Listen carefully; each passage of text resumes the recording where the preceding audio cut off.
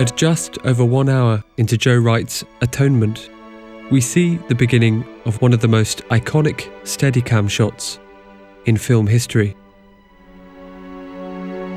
5 minutes of an uncut sequence that follows Robbie around the beach in Dunkirk as he begins to take in the chaos around him. And accompanying this scene, we hear Dario Marionellis Elegy for Dunkirk.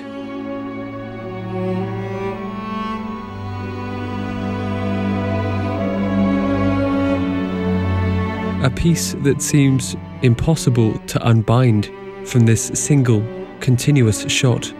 The music wraps itself around the film, placing the harrowing scenes in a new, emotional context as the cello sings out a keening melody. This melody is built on top of slowly moving chords in strings, a continuous cycle of suspensions in the middle parts, and transparent countermelodies in the highest violins. As we move closer to the stand at the centre of the beach, we hear one of the most effortless examples of the score mixing with diegetic music. Parry's hymn tune, Dear Lord and Father of Mankind, is taken in by the music, or maybe the other way round. The harmonic language of the score barely changes, but each works perfectly with the other. A sung lament mixed with a lament in strings.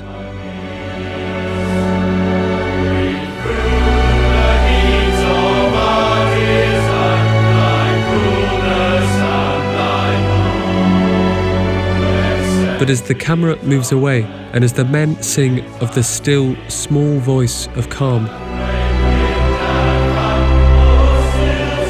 the solo cello returns, singing out its elegy once again.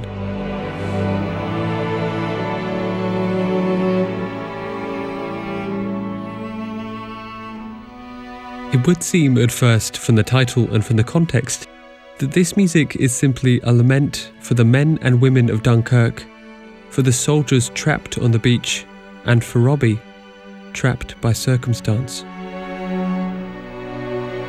But there is far more to this music, and to understand this, we need to go back to the beginning of the story.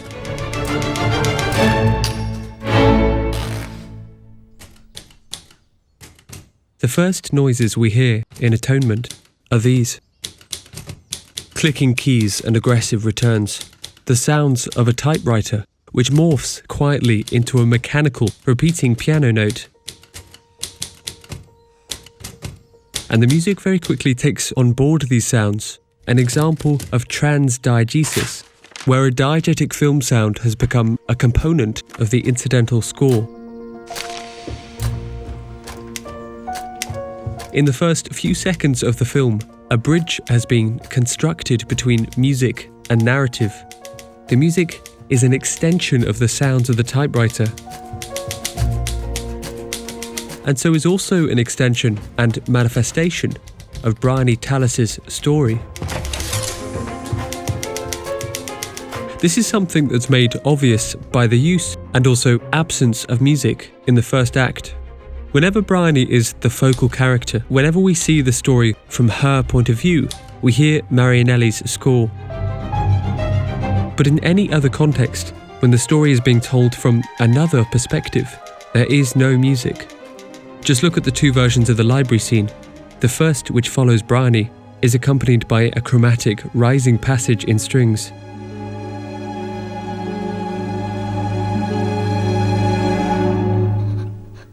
But when we see the scene for what it really is, the first intimate moment between Robbie and Cecilia, we hear nothing.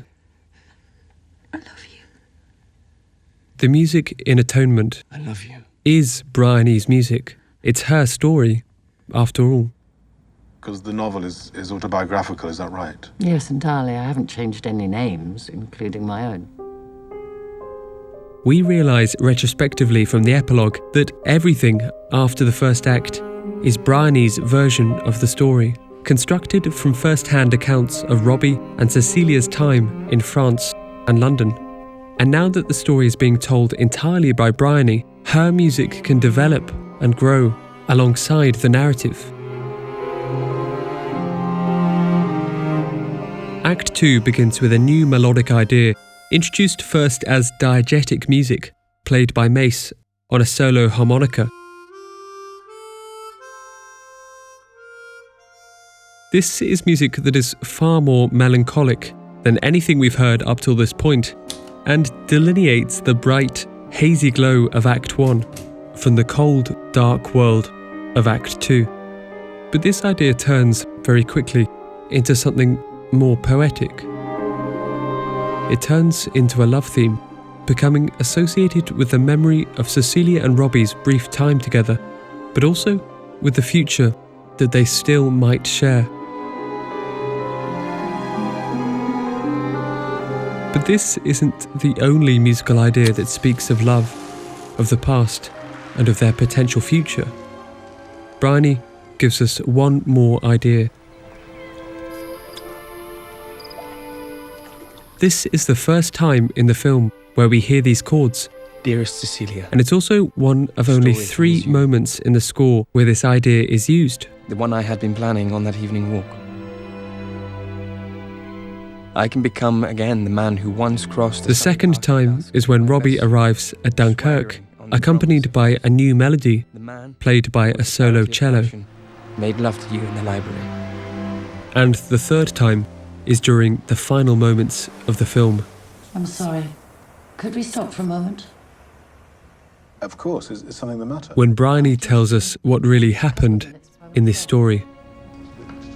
I had for a very long time decided to tell the absolute Briony, truth. your new novel, your 21st, is called Atonement. Instead of returning from Dunkirk and living a life with Cecilia, Robbie died of septicemia on the last day of the evacuation, and Cecilia was killed following an explosion of the water mains above Balham Tube Station as she sheltered from the bombing raids above.